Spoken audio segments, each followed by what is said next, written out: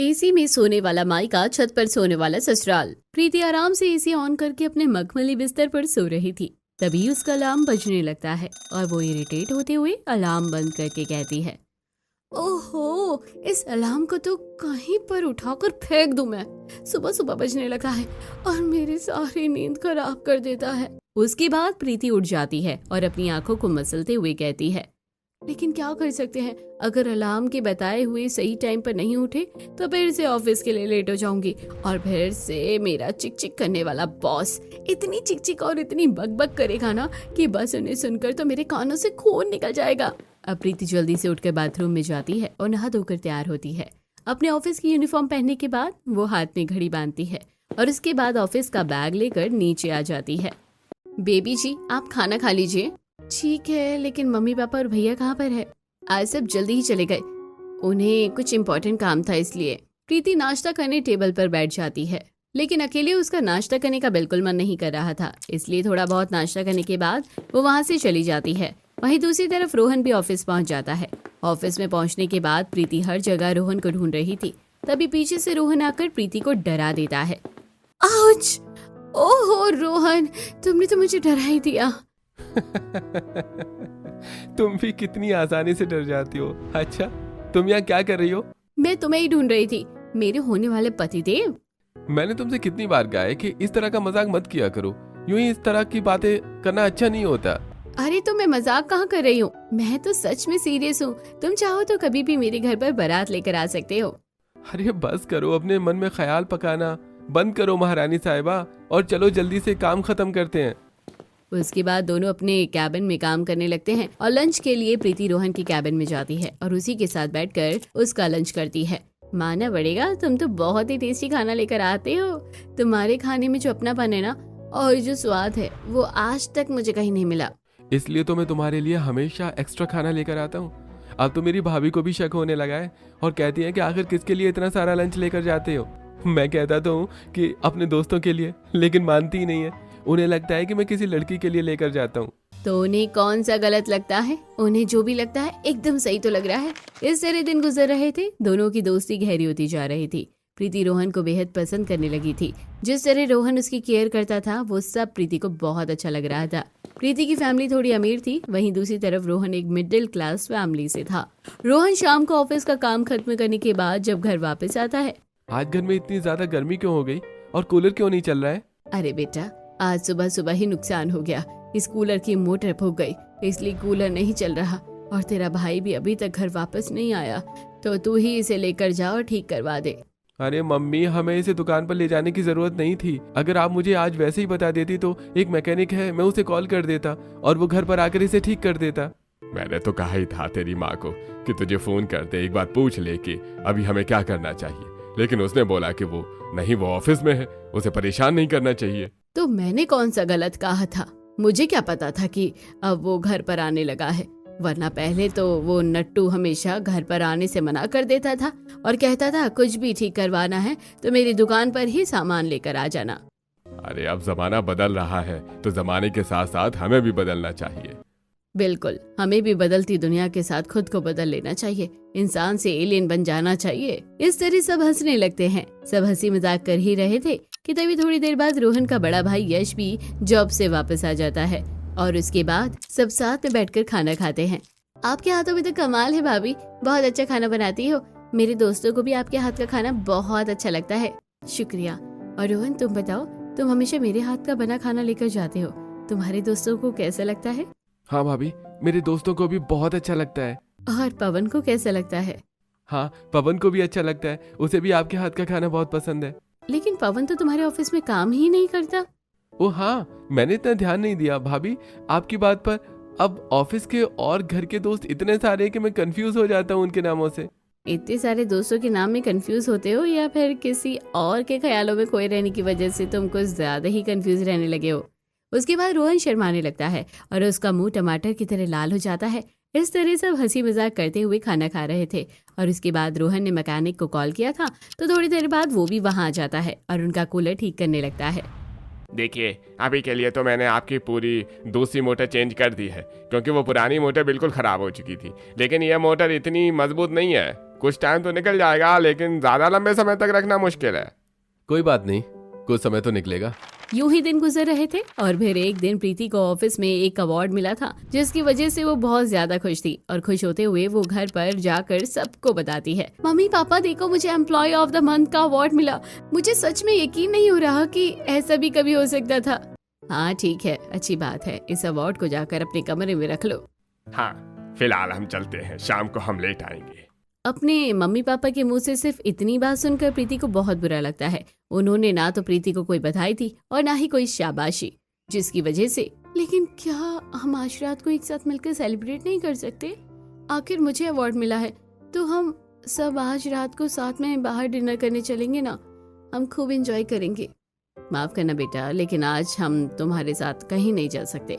आज ऑलरेडी हमारा schedule fix हो गया है और आज हम एक पार्टी में जा रहे हैं, तो तुम घर पर ध्यान रखना, खाना खा लेना। हो सकता है कि हम रात को लेट आएंगे। और तुम्हारा जो भी खाने का मन करे तुम बाहर से मंगवा कर खा सकती हो, या फिर अगर तुम्हारा मन करे तो तुम अपनी सहेलियों को आज रात को घर पर बुला सकती हो। उनके साथ तुम्हें जो एंजॉय करना है तुम कर सकती हो। इतना कहकर प्रीति के पेरेंट्स वहाँ से चले जाते हैं, लेकिन ये सब देखकर प्रीति को बहुत बुरा लगता है। उसके बाद प्रीति जब ऊपर अपने फ्लोर पर जा रही थी, तब सामने से उसका भाई रजत आ रहा था। तब प्रीति खुश होकर उसे बताती है, भैया देखो, मुझे अवार्ड मिला। अरे वाह, ये तो बहुत अच्छी बात है, congratulations. Thank you so much भैया। अच्छा मैं कह रही थी, प्रीति आगे कुछ बोल रही थी कि तभी रजत का फोन बजने लगता है और वो हाथ से इशारा करके प्रीति को चुप होने के लिए बोलता है। रजत फोन उठाता है। ओह माय डार्लिंग, बताओ तुम क्या कर रही हो? क्या तुम अभी फ्री हो? चलो हम दोनों बाहर किसी रेस्टोरेंट में खाना खाने चलते हैं, मैं तुम्हें अभी पिक करने आ रहा हूँ। अपनी गर्लफ्रेंड से बात करने के बाद रजत कॉल कट करके कहता है, अच्छा प्रीति, मैं अपनी गर्लफ्रेंड के साथ बाहर जा रहा हूँ, तो तुम अपना ध्यान रखना। इतना कहकर प्रीति का भाई भी वहाँ से चला जाता है, जिसे देखकर प्रीति और भी ज्यादा उदास हो जाती है। अब तो भैया भी कितने ज्यादा बदल गए हैं। अब उनकी गर्लफ्रेंड जो बन गई है, इस घर में तो हर कोई मुझे भूला बैठा है। किसी को मेरे होने या ना होने से कोई फर्क नहीं पड़ता। ऐसा लगता है कि मैं ही बस जबरदस्ती सबसे बात करने की कोशिश करती हूँ, और या फिर मुझे इन लोगों से फर्क पड़ता है और इन लोगों को तो बस अपनी दुनिया में ही खुश रहना है। इस तरह प्रीति का मूड बहुत ज्यादा खराब हो जाता है और वो फ्रिज से आइसक्रीम निकालकर अपने कमरे में चली जाती है। अपने कमरे में बिस्तर पर बैठकर वो एसी ऑन करती है और साथ में टीवी चलाती है। प्रीति आराम से एसी में बैठकर आइसक्रीम खाते हुए टीवी देख रही थी, लेकिन फिर भी वो बहुत उदास थी, इसलिए वो रोहन को कॉल कर लेती है। हेलो रोहन, तुम क्या कर रहे हो? कुछ नहीं, बस अभी तो हम सोने की तैयारी कर रहे हैं। तुम बताओ क्या कर रही हो? मेरा तो बहुत ज्यादा मूड खराब हो रहा है। हाँ, तुम्हारी आवाज से ही लगा। बताओ क्या बात है? प्रीति रोहन को सारी बातें बता देती है। कोई बात नहीं, तुम्हें इस तरह उदास और परेशान होने की जरूरत नहीं है, मैं हूं ना तुम्हारे साथ। हम दोनों इस संडे को कहीं चलेंगे और खूब एंजॉय करेंगे, या फिर जब भी तुम्हारा मन करे और तुम्हें अकेलापन लगे तो तुम मेरे घर आ सकती हो। इस तरह रोहन अक्सर प्रीति को बहुत ज्यादा सपोर्ट करता था। रोहन भी प्रीति को कहीं ना कहीं पसंद करता था, लेकिन वो अपनी फीलिंग्स को कभी जाहिर नहीं करता था। थोड़ी देर और बात करने के बाद, हाँ मैं तो छत पर सो रहा हूँ। तुम अक्सर छत पर क्यों सोते हो? छत पर सोना कैसा लगता है? छत पर सोना बहुत अच्छा लगता है, खुले आसमान के नीचे काफी मजा आता है इस तरह सोने में। दोनों ढेर सारी बातें करते हैं और उसके बाद सो जाते हैं। प्रीति आराम से अपने एसी वाले कमरे में सो रही थी और फिर वो तैयार होकर ऑफिस जाती है। इस तरह यूं ही दिन गुजर रहे थे। कुछ दिन बाद जब प्रीति रोहन के साथ संडे को बाहर घूमने जाती है, तब वो उसे सारी बातें बताती है। रोहन, मैं तुम्हें बहुत ज्यादा पसंद करती हूँ और तुमसे शादी करना चाहती हूँ।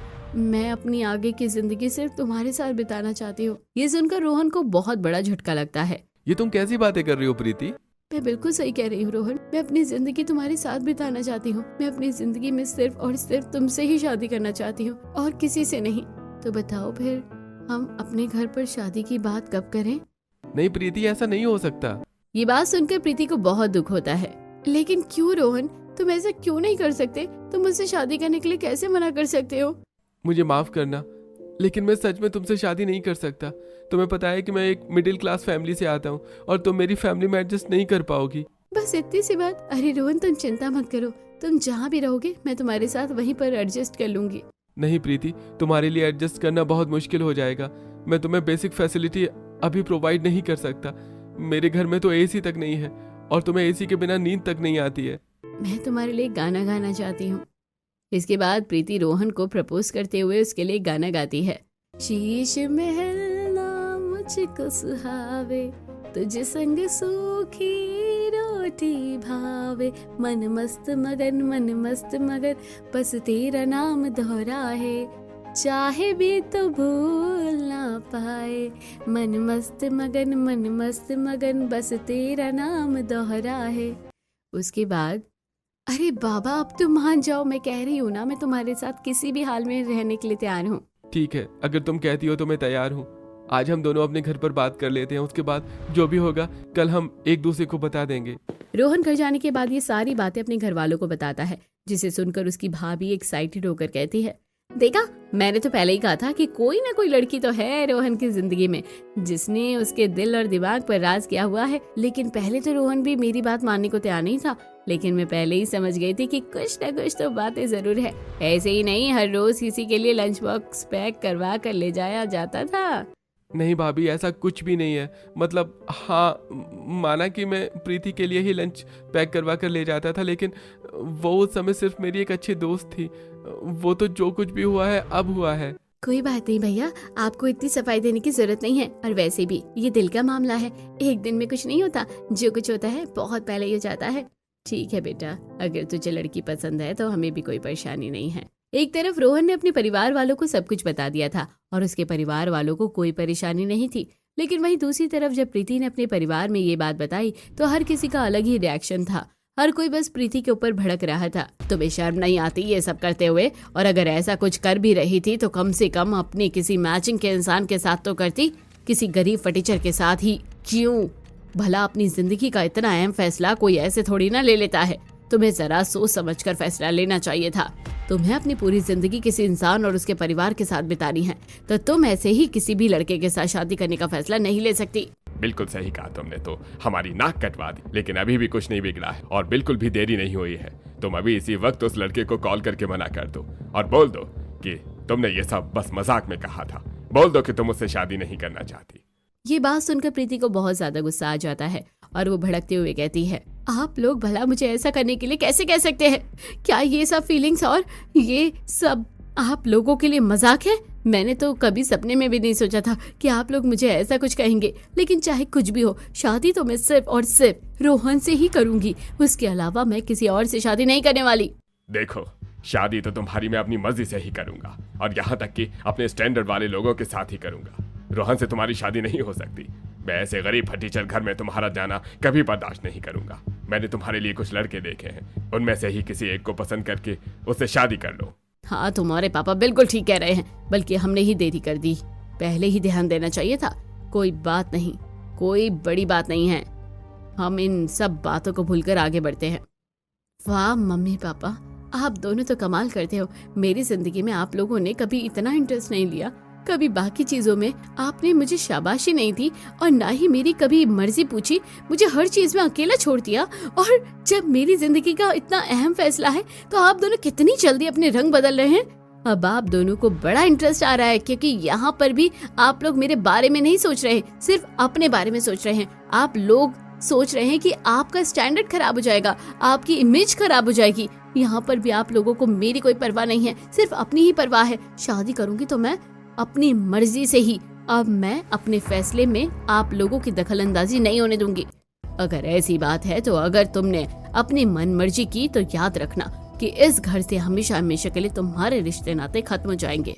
मुझे आप लोगों से और क्या ही उम्मीद हो सकती है? जब तक मैं आपके इशारों पर नाच रही हूँ तब तक मैं आपके लिए ठीक हूँ, और अगर मैंने आज अपनी मर्जी का कुछ कह दिया तो मैं गलत हो गई। कोई बात नहीं, मुझे मंजूर है।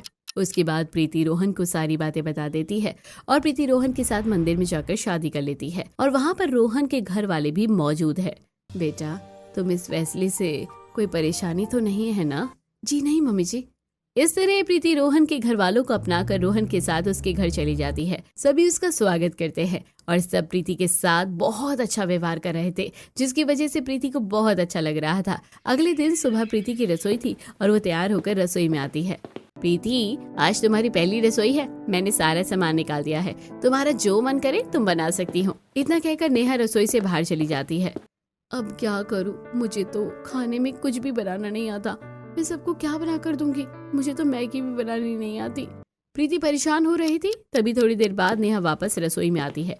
प्रीति को परेशान देखकर नेहा सब समझ जाती है। उसके बाद नेहा प्रीति की खाना बनाने में मदद करती है। कोई बात नहीं, तुम्हें परेशान होने की जरूरत नहीं है, मैं हूं ना। अब नेहा एक कढ़ाई लेती है और उसके अंदर घी और सूजी डालने के बाद उसे अच्छे से मिक्स करती है। उसके बाद उसमें थोड़ा सा पानी और चीनी डालकर सूजी का हलवा बनाया जाता है। उसके बाद नेहा बाकी खाना बनाने में भी प्रीति की मदद करती है और जब सारा खाना बनकर तैयार हो जाता है तो सभी को परोसा जाता है। सब साथ में बैठकर खाना खाते हैं और खाने की बहुत तारीफ करते हैं। तुमने तो बहुत अच्छा खाना बनाया है बहू। पापा जी, मैंने खाना नहीं बनाया, दीदी ने मेरी इसमें मदद की है। प्रीति तुम भी ना, मैंने तो कुछ भी नहीं किया। उसके बाद भी प्रीति मुझे ही क्रेडिट दे रही है।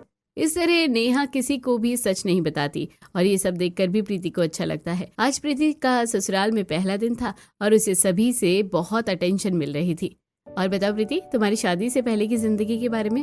भाभी, पहले तो आप मुझे बताओ कि भैया आपको कब पसंद आए थे और क्यों पसंद आने लगे थे।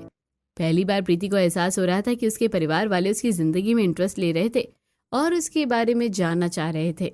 जैसा कि उसके परिवार ने पहले कभी कुछ नहीं किया, इसलिए प्रीति को अच्छा लगता है और पहले ही दिन वो अपने ससुराल में बहुत अच्छे से रम जाती है। इस तरह दिन गुजरते हैं और रात को खाना खाने के बाद जब प्रीति देखती है कि सभी बिस्तर लेकर ऊपर छत पर जा रहे हैं। दीदी, ये सब बिस्तर लेकर कहाँ जा रहे हैं? अच्छा, हम सब ऊपर जा रहे हैं, हम सब ऊपर साथ में छत पर सोएंगे। इतना कहकर नेहा बिस्तर लेकर छत पर चली जाती है और प्रीति सोचती है, हाँ मुझे याद है कि रोहन जी भी हमेशा बताते थे कि वो अक्सर छत पर सोते थे।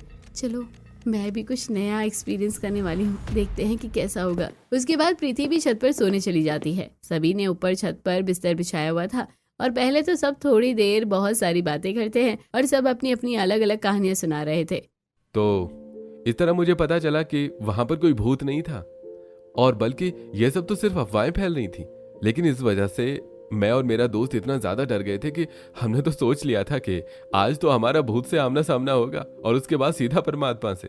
मानना पड़ेगा, आप हमेशा बहुत जल्दी डर जाते हो। अरे मेरे साथ एक किस्सा क्या हो गया, इसका मतलब ये नहीं है कि मैं बहुत जल्दी डर जाता हूँ, ऐसा कुछ भी नहीं है।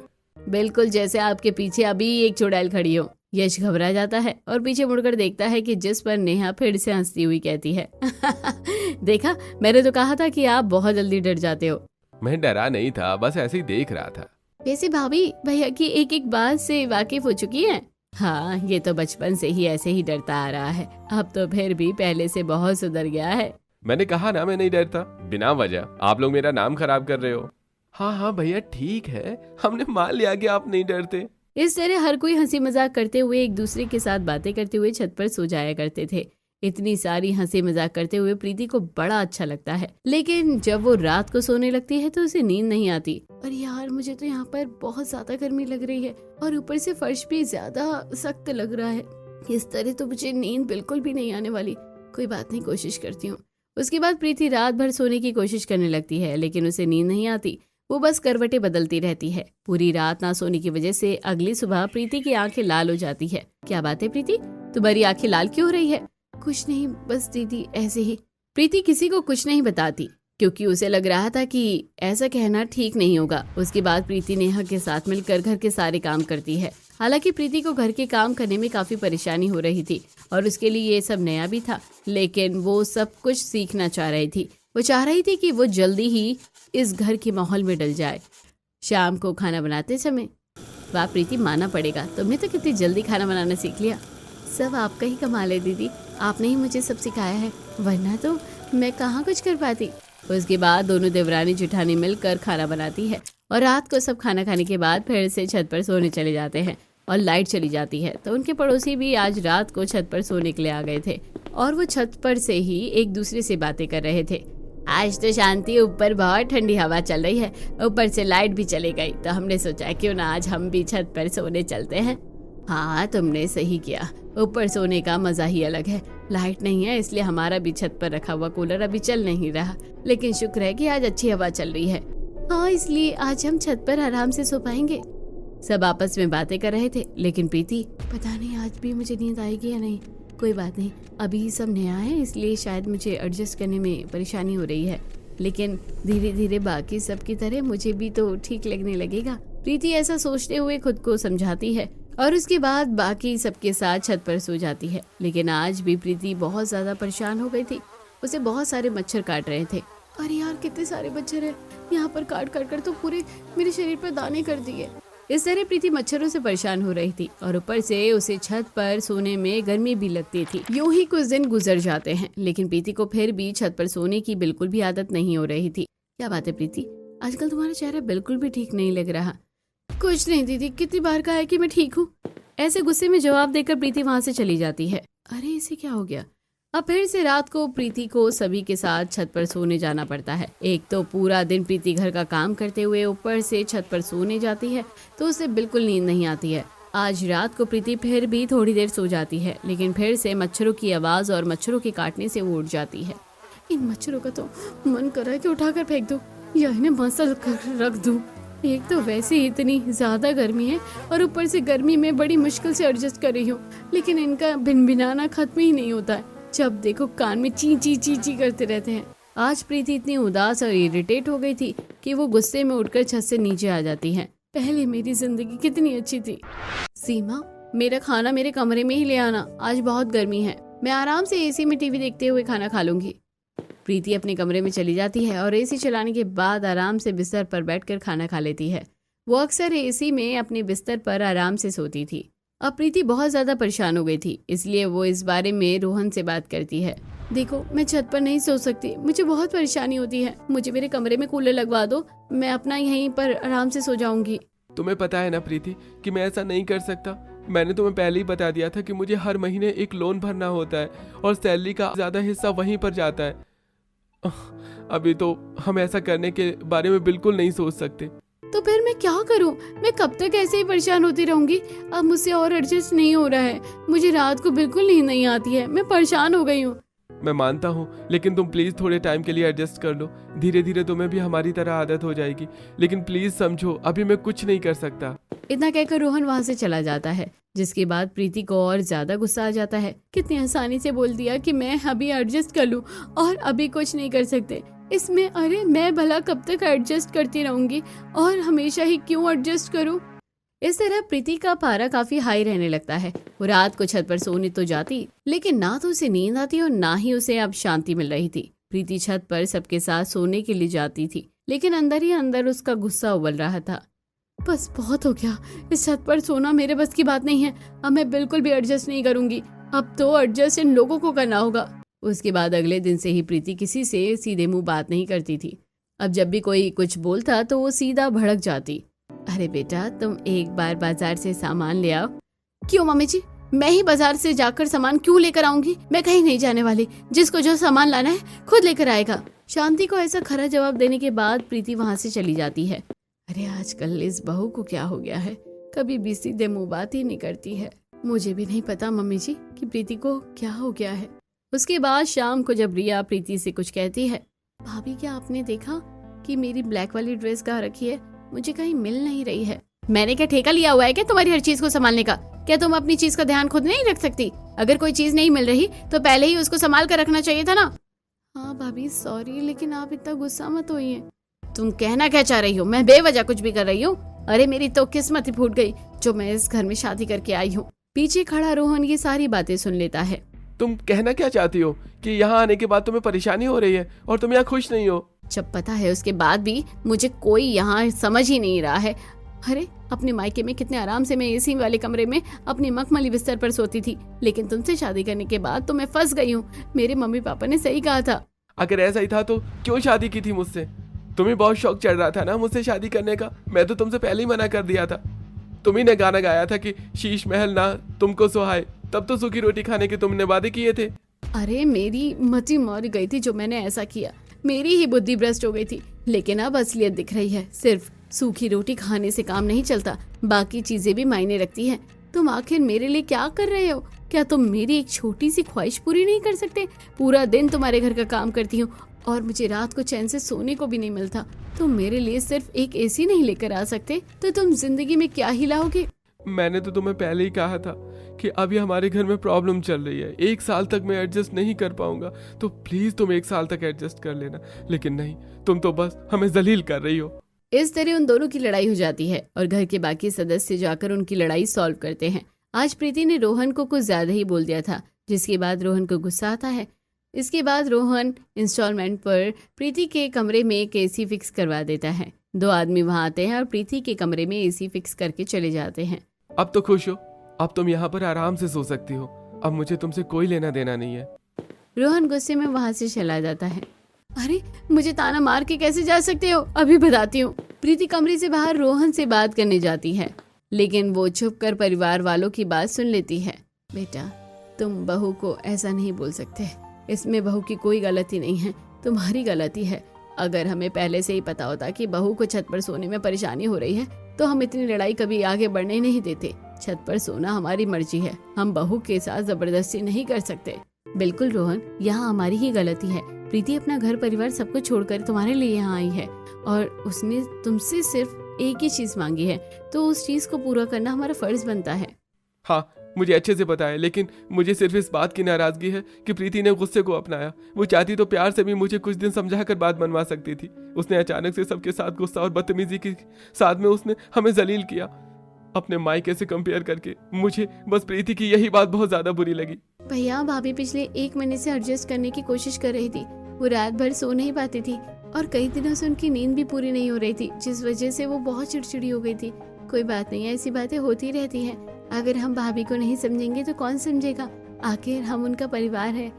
आपको भाभी के साथ रहना चाहिए। ये सब सुनकर प्रीति की आंखों में आंसू आ जाते हैं। प्रीति अपने कमरे में जाकर, मैं भी कितनी पागल हूँ जो सबको इतना हर्ट कर रही हूँ और सब मेरे बारे में कितना सोच रहे हैं। रात को जब सब खाना खाकर सोने की तैयारी करते हैं तब रोहन वहां आता है। मुझे माफ कर दीजिए, मुझे ऐसा नहीं करना चाहिए था।